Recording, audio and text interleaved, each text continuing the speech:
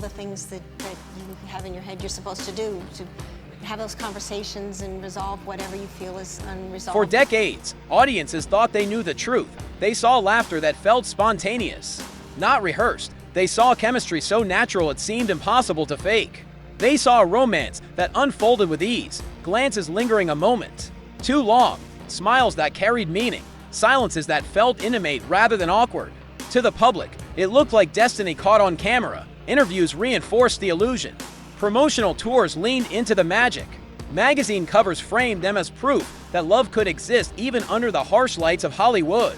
Fans didn't just watch their story. They invested in it. They rooted for it. They protected it. But what played out on screen was only a carefully edited fraction of reality. Behind the smiles and iconic moments was a relationship built on imbalance, silence, and emotional cost. One person carried more weight. One voice spoke louder. One heart bent further. While the public celebrated romance, those inside it learned how exhausting love could become when expectations outweigh. Understanding. Fame magnified everything.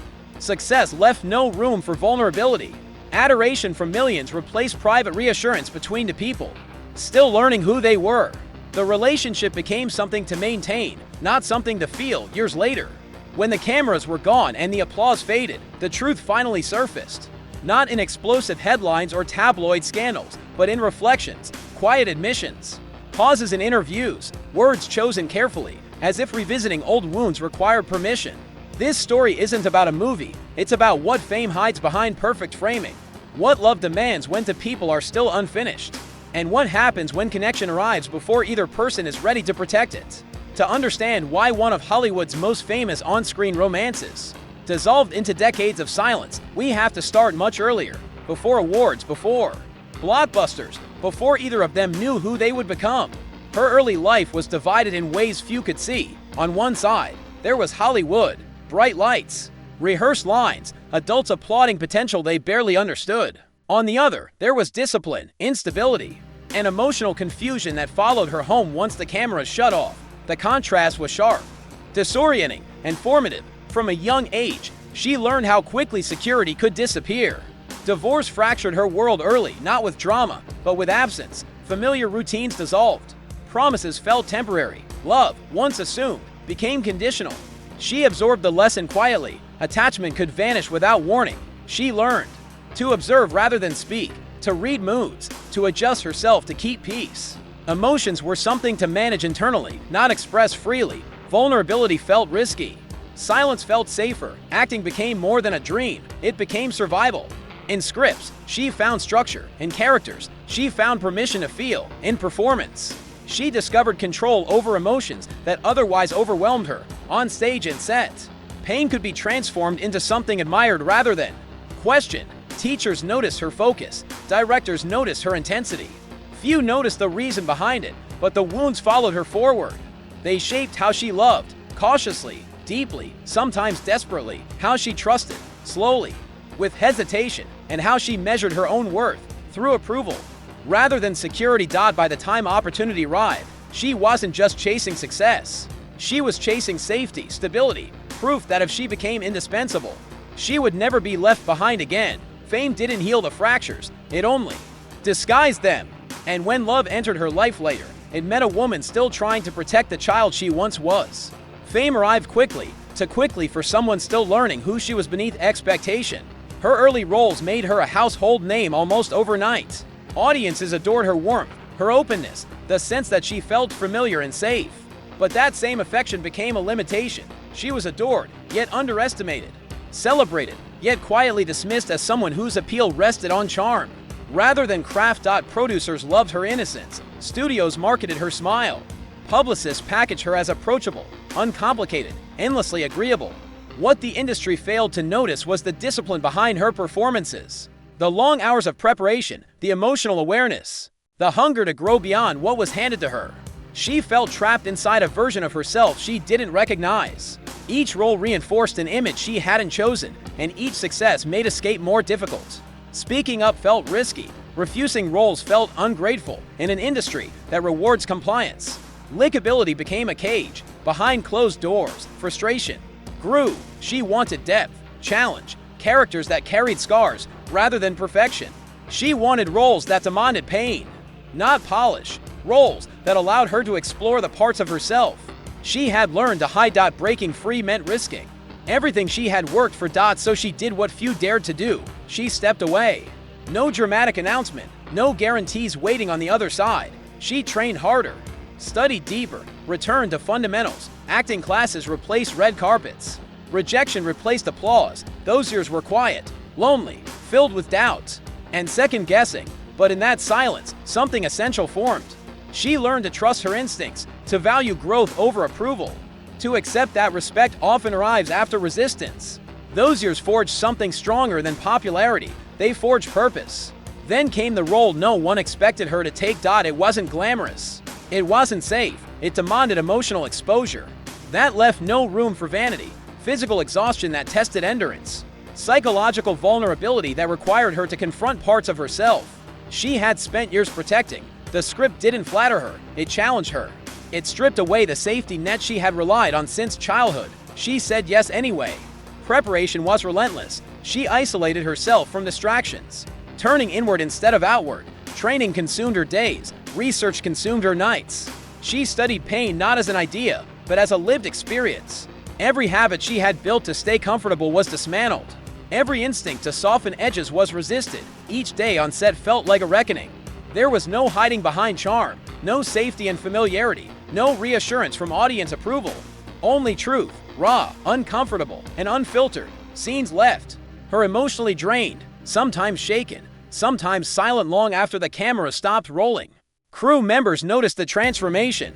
Directors pushed less. She was already pushing herself harder than anyone else could. There were moments she questioned whether the cost was too high, whether art was worth reopening wounds that had never fully healed, and yet, she gave it everything.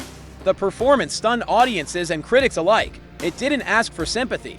It demanded attention. Viewers didn't see an actress trying to impress. They saw a woman fully present, unguarded, and fearless. Overnight, the narrative changed.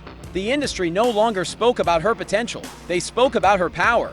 She wasn't a lightweight anymore. She was undeniable. Awards followed. Respect followed. Invitations arrived from places that had once ignored her existence. Doors that had been closed didn't just open. They swung wide, as if trying to make up for lost time. But success doesn't erase emotional history. It amplifies it. As her career rose, so did the complexity of her personal life. With recognition came pressure. With validation came fear of losing it again. The confidence she displayed publicly masked a private exhaustion, the cost of carrying both ambition and unresolved wounds. And soon, she stepped into a project that would define not just her fame, but her heartbreak, a role that blurred the line between performance and reality in ways no one could control. He was already a star, confident, charismatic, unquestionably powerful within the industry. His reputation preceded him, not just for talent, but for dominance. People adjusted their behavior around him instinctively. Conversation shifted when he entered a room. Attention followed him without effort. On set, he commanded space effortlessly. He didn't ask for authority, he assumed it. Directors deferred. Crew laughed louder at his jokes. The energy bent in his direction. He was funny, reckless, magnetic. The kind of presence that made chaos feel exciting rather than dangerous. He thrived in intensity, fed on it. Rules felt optional to him. Boundaries felt negotiable. Their chemistry was immediate. It wasn't planned. It wasn't cautious. It simply happened. Conversation stretched longer than necessary. Eye contact lingered. Energy sparked in ways neither tried to explain. The cameras captured something undeniable, a connection that felt alive rather than rehearsed. Audiences sensed it instantly. They didn't just watch the relationship. They believed it. Fans analyzed glances. Critics praised realism. Studios leaned into the electricity because it sold. But off-screen, imbalance crept. In early, he was used to control, to being admired, to setting the tone and watching others adjust. She was finding her voice, newly strengthened, newly confident, and that unsettled him more than he expected. Her independence challenged dynamics he had never needed to question before. What looked like passion was often tension. What felt like romance was sometimes a power struggle disguised as desire. Conversations carried unspoken competition. Praise came mixed with pressure. Support arrived alongside subtle resistance. Boundaries blurred. Professional lines softened. Personal emotions seeped into performance. Scenes grew heavier, moments off. Camera carried residue from moments on it. Still, neither walked away. Fame encouraged closeness.